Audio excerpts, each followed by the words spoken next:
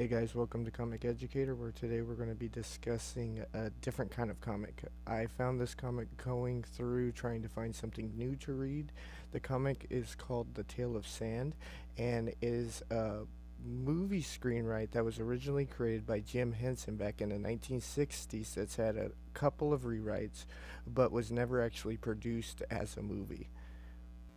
Most people would recognize Jim Henson's name as the creator of The Muppets and Sesame Street, but anybody who grew up in the 80s and 90s know just how influential this Imagineer was in helping create these creatures and all these 80s and 90s movies that basically brought our childhoods to life.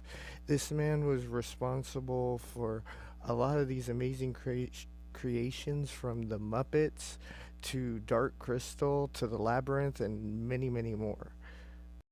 But this screenwrite was actually created back in the 60s by Jim Henson himself and his partner screenwriter, Jerry Jarrell. Hopefully I said that name correctly. But they worked together as a team to create this story, and unfortunately it's the only screenwrite ever created by Jim Henson to never actually make publication. It was never created into a movie, a TV show, or anything like that, and during the entire time he tried to push for this, Jim and his partner were always rejected. Now, years and years later, when this screenwrite was actually found, they wanted to bring this to life. And Ramon Perez, the amazing comic book artist, took up the mantle to create this story and bring it to life. So I'm going to go ahead and walk you guys through The Tale of Sands now by Jim Henson, the story that was never produced and never heard by anybody till now. And before we start the part 1 of our Tales of Sands videos, I would like to thank the comic company for taking this manuscript and bringing it to life so we, the fans, can enjoy it. Alright, let's begin. Our story opens up in a dry, hot desert and an old, rundown town in the middle of nowhere.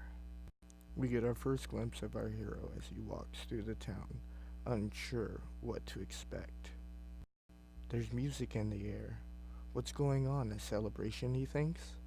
He walks towards the source of the noise to find out what's going on. A party, music, dancing, a celebration. Yes, it must be. But why? What are they celebrating? Everyone's acting friendly.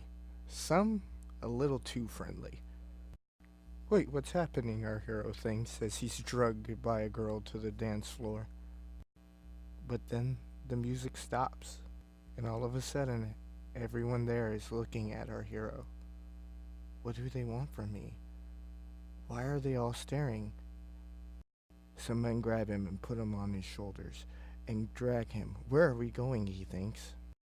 Onlookers staring as they carry him by. What is going on is all that our hero can think. Slowly the crowd comes to a stop, right in front of an old man. Well, greeting. Today is a wonderful day for us, he says. I'm Sheriff Tate. Now hurry in here, I've got your instructions ready for you, the sheriff says to our hero. Cigarette, my boy? Our hero gladly taking the cigarette, but as he goes to light it, he pulls away. And he says, well, we better hurry. I got the map right over here. Map? He thinks to himself. What do you mean, map? Alright, now, if you follow the map, you'll be okay. Just make sure that you follow the map. But where am I going? The hero asks. Well, you're right here, right now, and you need to be at Eagle Mountain. If you can make it to Eagle Mountain, you'll be safe. But I do got a bit of good news to tell you. You'll at least have a 10-minute head start. You should feel lucky that you have that head start. Sir, it's time. Time for what our hero thinks as he starts to step out the door to a hero's welcome. Children asking for autographs and people just all around celebrating his journey. What is going on? Our hero thinks to himself as he's led to the beginning of his journey, being handed flowers and even the key to the city as he walks out to start his journey. As he gets out to a weird line, the old man sheriff looks at him and tells him, "Cross the line, son, and remember, you only have 10 minutes. Run, the old man yells as he yells to our stranger, our hero. But our hero thinks, run from what? Why am I even doing this? As he takes off at a full sprint, running and running, not even knowing what he's running from. After a short distance, our hero thinks, wait, why am I running?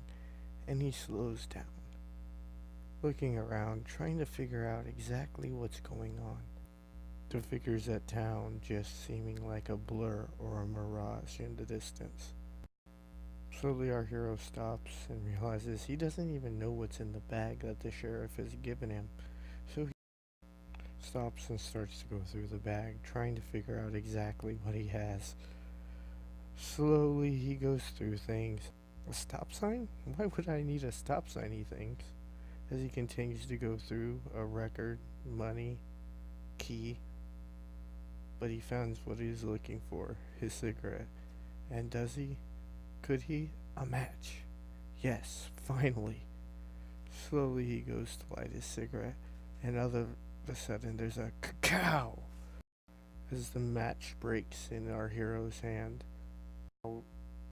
Realizing he's not alone and he's being shot at, our hero panics and he runs. Kapow, kapow, kapow. The shooting just keeps going, and he runs trying to find cover. Diving down the side of an embankment and slowly peeking out his head to try to figure out where his shooter is at. But as soon as his head pops over the ridge, kapow, kapow, kapow. Taking out the flowers that he had just been given 10 minutes before, he holds the flowers over the ridge to see if the man can see him. Bow, bow, bow, bow, as all the roses are destroyed and petals fill the air. I've got to get out of here as the hero runs away, trying to get down the embankment to a safer position. He's got it. He knows where the man is, if he can only make it there now. Kapow, kapow, our hero dodges and ducks and jumps over rocks to try to make it to the man, being shot at every turn. But slowly he's able to turn and get to where the man was. But upon arriving, he only finds a book, some bullet casings, and a cup of tea.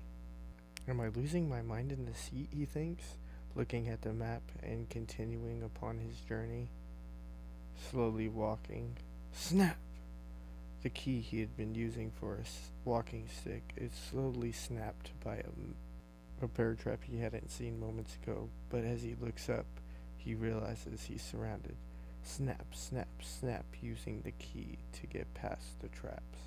Today's been crazy, our hero thinks to himself as he curls up, tired and ready to go to sleep for the night.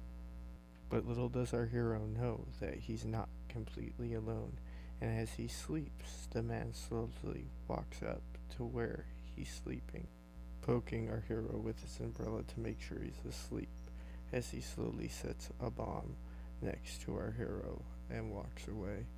But in time, our hero wakes up and realizes the dangers he's in, grabbing the bomb and throwing it at the man as he walks away.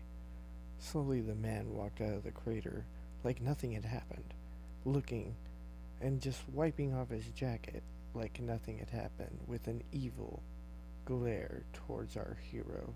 He just smiles as a weird vision of sorts appears behind our man with the patched tie. Our hero, frightened, just runs away while he's distracted. Our hero continuing to walk, trying to find his way to Eagle Mountain. Slowly he walks, looking at the map, thinking he knows the way. And as he is about to cross, he gets almost run over by a car. A car in the desert, he thinks? What the heck? Well, if nothing else, maybe I can get a ride, as the hero throws up his thumb, trying to see if someone will help him, walking along the side of the road being passed by. Until our hero finds a pole. A pole, our hero thinks. What am I supposed to do with this? And then all of a sudden it dawns on him. I have an idea. The stop sign. As he pulls it out of his bag and attaches it to the pole, he sits there and waits. It doesn't take long as a stretched limousine comes to a screeching halt right beside the stop sign. Slowly he walks over and waves and taps on the window. But as the window comes down, our hero realizes it's the patched man. And the back door opens with a click, and he looks over and realizes he's not alone, but there's a lion in the back seat. With a mighty roar, the lion jumps at the man, trying to kill him. Our hero grabbing the stop sign and the pole, desperately trying to defend himself. But the lion had him, throwing him down and breaking the pole in half. As he sat there ready to eat him, out of nowhere comes a cacao, and the lion drops to the ground, dead. But who? Our man thinks, looking back and realizing he wasn't alone, seeing a car approaching with a man with a rifle in the back. It was a hunter, and a good one at that, and his two jungle helpers, who proceeded to get out of the car and grab the lion and rope the lion to the front of the vehicle so that the hunter could have his trophy. And they just drive away, leaving our man in the desert to walk away and continue his journey. Well, guys, we're going to go ahead and stop the Tales of Sand Part 1 here, and I will continue to tell the story in later episodes. If you guys enjoyed this story, let me know. I can maybe do something more like this in the future. I'll try to post the rest of the story in the next week.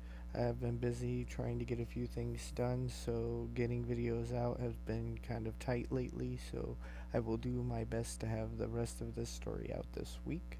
But if you enjoyed my video, please like and subscribe and hit the little bell so you know about future videos in the near future. And don't forget, guys, keep reading, keep imagining, and keep pushing forward. Have a great day.